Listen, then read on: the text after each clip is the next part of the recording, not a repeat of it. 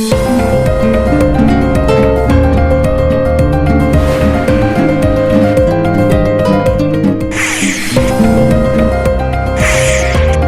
की चुनावी जंग में अब सिर्फ नीतीश, तेजस्वी या पीके नहीं, यूपी की चुनावी ब्रिगेड भी है मैदान में। मतलब मॉडल यूपी का, मैदान बिहार का। नमस्कार, मैं राजकमल, आप देख रहे हैं आजकल समाचार। बिहार चुनाव मैदान में भी भाजपा यूपी मॉडल का प्रयोग कर रही है। यूपी के डिप्टी सीएम केपी मौर्य से लेकर कई बड़े मंत्री और रणनीतिकार बिहार में डेरा डाल चुके हैं। सवाल है कि क्या भाजपा का यूपी का माइक्रो मैनेजमेंट बिहार के जाति और भावनात्मक समीकरणों पर भारी पड़ेगा, या बिहार का अपना राजनीतिक मिजाज बाजी पलट देगा? इस मुद्दे पर चर्चा के लिए हमारे साथ मौजूद हैं बिहार मुजफ्फरपुर से वरिष्ठ पत्रकार प्रमोद कुमार, पटना से वरिष्ठ पत्रकार देवेंद्र नाथ राय और बिहार के ही मुजफ्फरपुर भाजपा के जिलाध्यक्ष विवेक कुमार हैं। प्रमोद जी से मैं चर्चा की शुरुआत करूंगा। प्रमोद जी, क्या भाजपा का यूपी का चुनावी मॉडल बिहार के जाति और स्थानीय मुद्दों को नजरअंदाज नहीं कर देगा? कहीं से नहीं। बिहार में जातिवादी जितनी राजनीति हुई है, बीजेपी ने सारे मंडलवादियों को हिंदूवादी बना दिया और उसके आरएसएस संगठन ने पूरे हिंदू की माला में पिरो दिया है। जो मंडलवादी सत्ता में थे, उन लोगों ने मंडलवादी लोगों की उपेक्षा की, उनकी अपेक्षाओं पर खड़े नहीं उतरे। उसके बाद वो सारी जमात अब हिंदूवादी हो गई और हिंदूवाद से उसको लौटाना बहुत मुश्किल है। उत्तर प्रदेश का जो माइक्रो मैनेजमेंट है, उत्तर प्रदेश की जो व्यवस्था है, वो सहयोग कर रही है। बिहार में भाजपा की स्थिति यह है कि चुनाव के बाद वो चुनावी तैयारी में जुट जाते हैं, पंचायत से लेकर के राज्य तक। कभी भी अपने कार्यकर्ताओं को बैठना नहीं देते हैं, ये बड़ी बात है। उनके संगठन क्षमता या कहिए कि समर्पण ये है। बाकी दलों में है कि चुनाव के बाद हारा हुआ प्रत्याशी उस क्षेत्र में दिखता नहीं है। बीजेपी में है कि हारा हुआ प्रत्याशी उस क्षेत्र में लगा रहता है, वो नहीं लगता है तो उसको पार्टी लगाती है। दूसरी बात है जी, मतलब हिंदूवाद पर जाति और स्थानीय मुद्दे पीछे छूट जाएंगे? लगभग छूट चुके हैं। हिंदूवाद अभी अगर सावन का मौसम आएगा, कार्तिक का मौसम है, कार्तिक पूर्णिमा के समय छठ में आप देखिए सारे लोग जो हैं एकदम हिंदूवादी माला में पिरोए हुए हैं। कांवड़ यात्रा में 95% मंडलवादी जो हैं वो शामिल रहते हैं और यही कारण है कि हिंदूवाद के खिलाफ न तेजस्वी बोल रहे हैं इस चुनाव में, राहुल गांधी भी आरएसएस के खिलाफ बोल रहे हैं, लेकिन हिंदूवाद पे नहीं। राहुल गांधी सीतामढ़ी जाते हैं, माता सीता का दर्शन करते हैं, वो किसी मस्जिद में नहीं जाते हैं। मस्जिद का बाहर माथा टेक सकते थे, नहीं टेकते हैं। राहुल गांधी हो या तेजस्वी यादव, लालू यादव की पैठ आज भी जो है पिछड़ों में है। पिछड़ों में उनको अपना रिफॉर्मर माना जाता है। लालू यादव ने आवाज दी उनको, लेकिन आगे में लालू परिवार ने जो सत्ता को पूरे कब्जे में ले लिया, उससे पिछड़ों में थोड़ा नाराजगी रही। यही वजह है कि लालू यादव का परिवार आज सत्ता से बाहर है। कभी सालों का वर्चस्व, कभी बेटे बेटियों का वर्चस्व, कभी परिवारवाद। तो उस परिवारवाद पर तो हिंदूवाद हावी रहेगा। और बीजेपी का जो माइक्रो मैनेजमेंट है वो पंचायत स्तर पर है। सबसे बड़ी बात है कि बीजेपी में आपको अहंकारी कोई नहीं मिलेगा, उसका वर्कर भी आपसे नम्र बात करेगा। और बाकी दलों में अहंकार दिखता है, पत्रकारों की भी उपेक्षा, सीनियर की उपेक्षा, लेकिन बीजेपी में सीनियर की उपेक्षा नहीं होती है, भले ही भाषाओं से ऊपर से ही दिखे। तो सर हम अभी विवेक जी की तरफ से विवेक जी की तरफ से विवेक जी जी जी भाजपा की रणनीति बाहरी नेताओं पर ज्यादा निर्भर दिखती है। क्या यह रणनीति बिहार की जमीनी सच्चाई से दूर नहीं दिखती है? देखिए भाई साहब, पहला बात तो यह है कि हिंदुत्व का मतलब हम लोग राष्ट्रवाद से जोड़ते हैं, और हमारा राष्ट्र के प्रति हमारा जो भी है कार्यक्रम है वो राष्ट्र के लिए है। ठीक है, हिंदुत्व का मतलब ही राष्ट्र का वाद का माने निकलता है उसका, लेकिन जातीयता का जो सवाल है वो जातीयता में बिहार में है, और हम सभी जातों को बराबर हिस्सेदारी देने का काम करते हैं। ऐसा नहीं है, सभी समाज को जोड़ना, यहाँ तक कि हम लोग मुस्लिम कोई भी हमारा जो विकास हम लोग काम करते हैं। विवेक जी और रहा कि यूपी का जो माइक्रो मैनेजमेंट है उस पे क्या बिहार का चुनाव, यूपी का देखिए, यूपी का माइक्रो मैनेजमेंट जब जिस समय यूपी का चुनाव हुआ उस समय भी बिहार के सभी नेता कहीं ना कहीं किसी विधानसभा में, किसी मंडल में, किसी बूथ पर हमारे बिहार के भी लोग गए थे, और बिहार के लोग हरियाणा के भी चुनाव में गए, दिल्ली के चुनाव में भी गए, और महाराष्ट्र के भी चुनाव में गए। तो ऐसा नहीं है, भारतीय जनता पार्टी का कोई भी कहीं भी कोई चुनाव होता है तो उसमें सभी राज्यों के लोग आते हैं। यहाँ मध्य प्रदेश के भी लोग आए हुए हैं।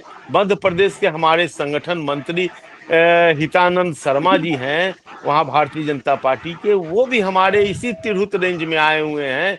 उनके ऊपर भी करीब 58 विधानसभा की जवाबदेही है। ऐसा नहीं है, वहाँ के मध्य प्रदेश के हमारे जो मध्य प्रदेश के आपको प्रदेश के प्रभारी हैं भारतीय जनता पार्टी के, वो भी आए हुए हैं। डॉक्टर महेंद्र जी जो आपके यूपी में मंत्री रह चुके हैं, यूपी के बड़े लीडर हैं, वो भी यहाँ आए हुए हैं।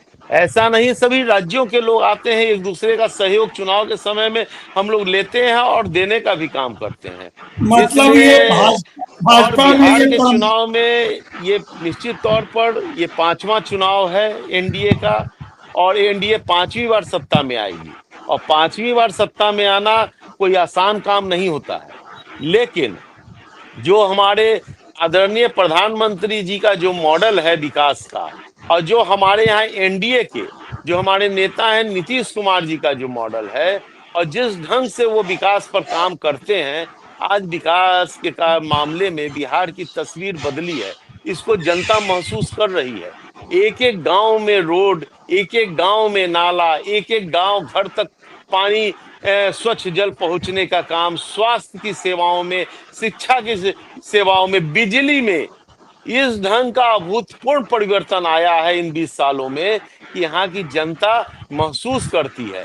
हो सकता है जो अभी हमारे जैन जी के जो लोग हैं, जो बच्चे हैं, वो उस चीजों को, पहले के चीजों को नहीं देखे हो, नहीं समझे हो, लेकिन जब उनको भी पता चलता है तो उनका भी रोआ सिहर जाता है कि बिहार की क्या दुर्दशा थी। आज हमारा लक्ष्य है कि पटना बिहार की राजधानी है, और राजधानी में पूरे बिहार के किसी कोने से हम लोग 2, ढाई, 3 घंटे में कैसे पहुंचे, इस पे काम हो रहा है, और बहुत हद तक काम हुआ भी है। इसलिए जो विकास का मॉडल है जातीयता तो एक बड़ा मुद्दा है ही है, और जातीय समीकरणों को हम लोग साधते भी हैं। हर विवेक क्षेत्र जी, में सभी जातों हाँ, को हम लोग बराबर बराबर हिस्सेदारी भी देने का पूरा संभव प्रयास करते हैं और करते भी हैं। और खासकर फिर जो छोटी छोटी जातियां हैं, जो बरसों बरस तक एकदम उन पर कोई राजनीतिक तौर पर ध्यान नहीं दिया था, उन लोगों को भी हम लोग निकालने का काम करते हैं, उनको भी सम्मान देने का काम करते हैं।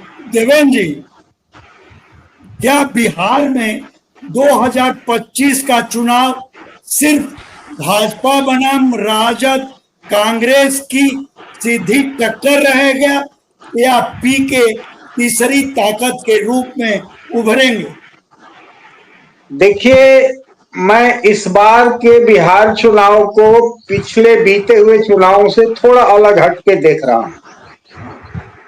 यानी कि जो अगर आप आज की तारीख में सभी पार्टी या गठबंधन की रणनीतियों को देखें और जमीनी हकीकत को देखें, तो आपको ये साफ दिखाई देगा कि इस बार के चुनाव में जो परंपरागत समीकरण हैं, इनसे अलग जो है कुछ नए फैक्टर्स ज्यादा काम कर रहे हैं।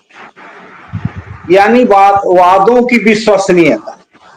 आप कुछ भी वादा करके चले जाइए, कुछ भी करके चले जाइए, तो अब वो नहीं है, वो उसकी विश्वसनीयता तलाशी जाए।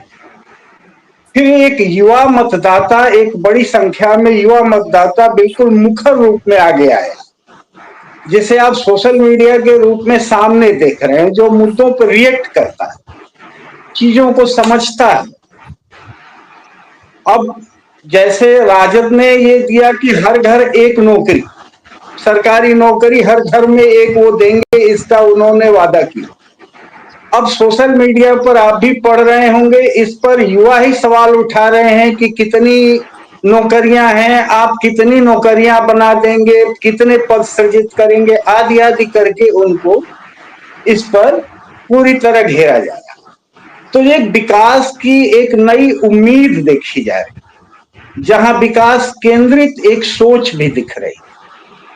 मेरा और लेकिन मेरा इस सब के बाद अब इसके मूल पर हम आ रहे हैं आपके। जहां तक सवाल है पीके की बात, मैं पीके पर ही आ रहा हूं। पीके ने नैरेटिव तो निश्चित रूप से क्रिएट किया है, लेकिन अब ये कितना वोटों में बदलेगा, इसमें हमें शक है।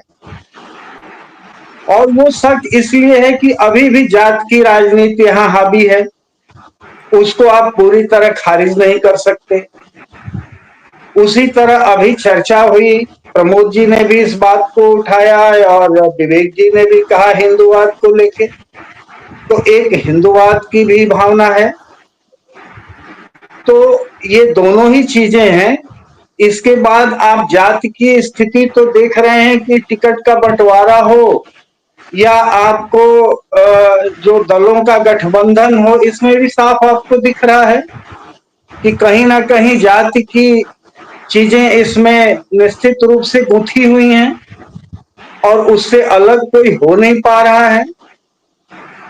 और इसके विपरीत प्रशांत किशोर जातिवाद की खिलाफत कर रहे हैं, वो धर्मवाद की खिलाफत कर रहे हैं, वो शुद्ध रूप से विकास की बात कर रहे हैं। तो विकास की बात को लोग प्रशंसा तो अवश्य करते हैं, कर भी रहे हैं, लेकिन अगर जो है विकास पर ही मतदान होना होता तो आज से बहुत पहले जातिवाद या फिर संप्रदायवाद खत्म हो चुका, इसका कोई वजूद नहीं।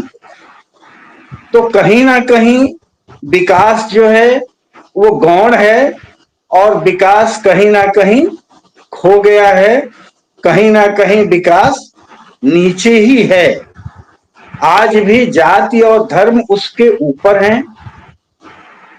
तो जब तक ये नहीं आएगा तब तक मुझे नहीं लगता कि प्रशांत किशोर की जो धारा है, जो नई धारा, जिसको आप तीसरी धारा भी कह सकते हैं बिहार के चुनाव में, दो धारा तो आपका एक एनडीए है और दूसरा इंडिया गठबंधन है। दोनों ही, इन दोनों में लेकिन कॉमन यह है कि जाति का फैक्टर दोनों में ही पूरी तरह से है।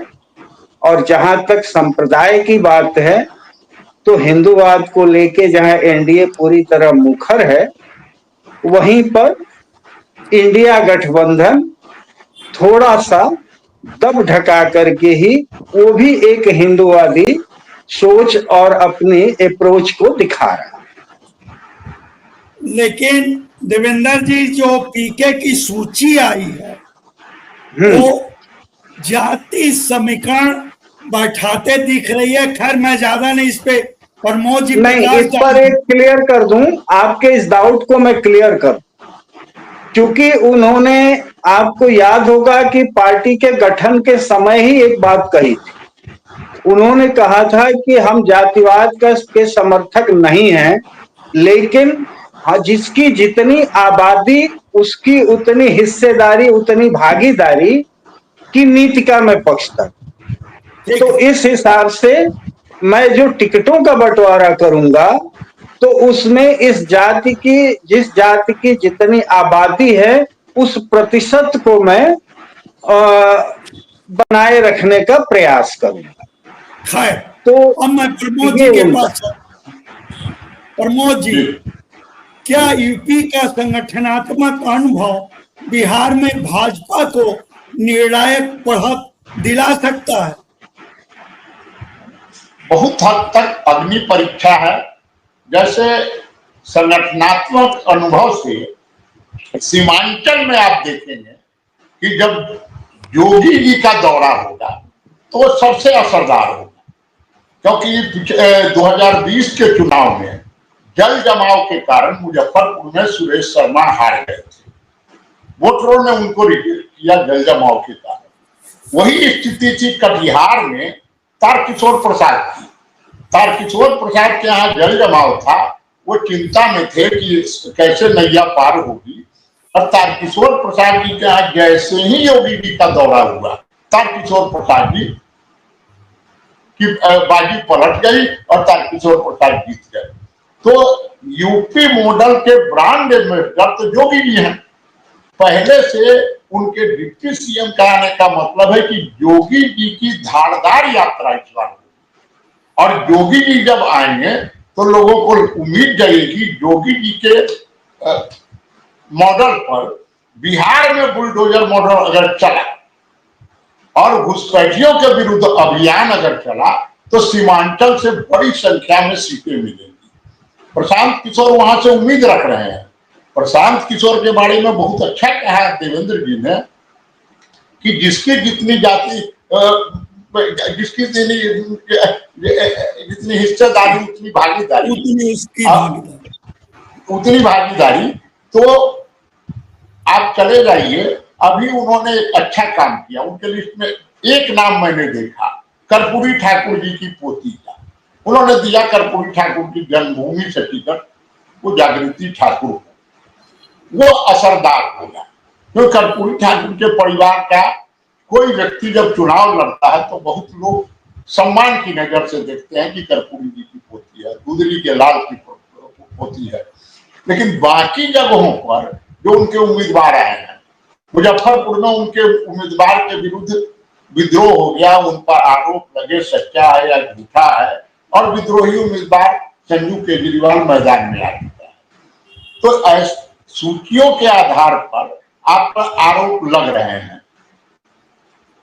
प्रशांत किशोर जी के बारे में मेरा स्पष्ट करना है कि नीतीश जी के स्कूल में वो पढ़े या प्रशांत जी पर नीतीश जी के स्कूल में पढ़े, क्योंकि ज्यादा समय नीतीश जी के साथ उन्होंने बिहार में गुजारा। उनको सम्मान भी मिला, सब कुछ मिला। लोग उनको नीतीश कुमार का सबसे बड़ा सलाहकार मानते थे।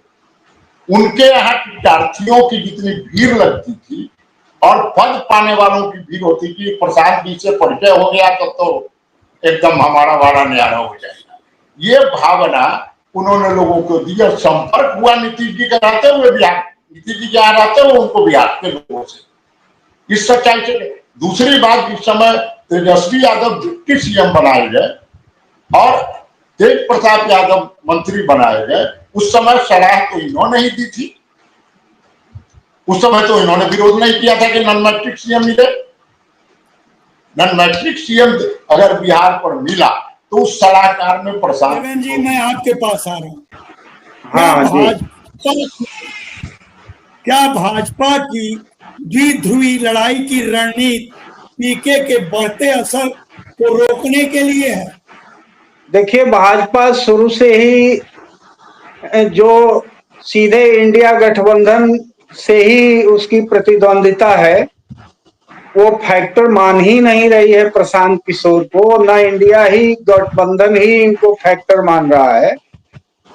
तो अब रहा सवाल कि प्रशांत किशोर सोशल मीडिया पर जितने जोर शोर से दिख रहे हैं, उस हिसाब से वो ग्राउंड पे नहीं है। यानी उनका एक जो सांगठनिक नेटवर्क है, वो इन दोनों ही गठबंधनों की अपेक्षा बेहद कमजोर है। ये एक जमीनी हकीकत। अब रहा सवाल नैरेटिव को बदलने का, जरूर उन्होंने प्रयास किया है, और जो बातें सिर्फ और सिर्फ निचले एजेंडे में हुआ करती थी, वो ऊपर आ गई। मतलब पीके पूरी तरह से सोशल मीडिया के प्रोजेक्ट हैं। देखिए, मुझे तो यही लगता है कि ये वोटों में बदल नहीं पाएगा। हाँ जी, प्रमोद जी, जी। क्या बिहार के वोटर यूपी मॉडल को स्वीकार करेंगे या इसे थोपे गए नैरेटिव के रूप में देखेंगे? नहीं, जो उत्तर प्रदेश की सीमा से सटा हुआ इलाका है वो तो एनडीए के लिए बहुत फायदेमंद रहेगा और वहां यूपी मॉडल चलेगा। अब लालू यादव के गृह जिले में उनको कुछ सीटें मिल जाए वो अलग बात है, लेकिन उनके बेटे को तो चुनौती मिल रही है राघोपुर में। इसके कारण वो 2 जगहों से चुनाव लड़ने की चर्चा चल रही है उनके, राघोपुर और फुलपरास से। कहीं ना कहीं अंदर में डर समाया हुआ है महागठबंधन में कि जो माइक्रो मैनेजमेंट है, अब जैसे विवेक जी ने कहा कि एक एक बूथ पर बाहर का विधायक अगर आ जाए, पूर्व विधायक आ जाए, तो उसका असर पड़ता है। वह भी देखता है कि भाई हम जिस गांव में आए हैं उस गांव में हमको कम से कम 100 वोट भी मिले। देवेंद्र जी, क्या बिहार की राजनीति अब विकास बनाम भ्रष्टाचार के नैरेटिव में समा जाएगी या पारंपरिक जाति समीकरण हावी रहेंगे? देखिए, बिहार से जाति को आप अलग नहीं कर सकते, क्योंकि अब कितना भी विकास की आप बात करेंगे, विशेषकर ग्रामीण बिहार में, जो ग्रामीण बिहार है उसमें कई छोटे छोटे जिले हैं, कैसी ऐसी अनेक इलाके हैं जहां विकास की संरचनाओं की कमी है। तो जाति आज वहां पर आज भी निर्णायक। विकास की गति वहां धीमी है, असंतुलित है, कई इंफ्रास्ट्रक्चर की कमियां हैं, तो वहां पर जाति जो है निर्णायक आज भी है। हाँ, शहरी इलाकों में जब आप आएंगे, वहां विकास का मुद्दा थोड़ा आपको मजबूत जरूर दिखेगा, लेकिन जैसे ही आप ग्रामीण बिहार की तरफ मुड़ेंगे तो वहां संरचनाएं कमजोर होने के कारण विकास की, वहां पर आपको जातिगत पहचान और सामाजिक जो है वो बौद्धिकता कहीं ना कहीं जातिगत समीकरणों को निर्णायक बना दे। प्रमोद जी, क्या यूपी ब्रिगेड की मदद से भाजपा बूथ स्तर पर राजद कांग्रेस से आगे निकल जाएगी? बहुत मजबूत है भाई, क्योंकि चुनाव आयोग ने कहा था कि हमारे एसआईआर में पार्टियों ने नहीं मदद किया और बीजेपी के स्थानीय कार्यकर्ता विस्तारक मैंने देखा है कि वो चुनाव के बाद जुट जाते हैं और इन महागठबंधन के लोग जो हैं चुनाव में के बाद सो जाते हैं। उनकी रैलियां होती हैं, सब कुछ होती है, लेकिन ग्रामीण स्तर पर नहीं होती है। एक मुखिया और सरपंच जितना प्रभावी रहता है, राजनीतिक दल का कार्यकर्ता नहीं होता है।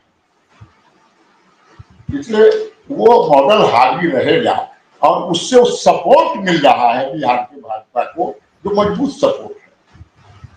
अब हमारे ही दरवाजे पर, गांव के गरीब के दरवाजे पर अगर कोई आ जाए और कहे कि मैं उत्तर प्रदेश का डिप्टी सीएम, तो चारपाई देगा, बैठाएगा, और कल को जब लौटेगा तो कहेगा कि हमारी चारपाई पर यूपी के डिप्टी सीएम आए थे।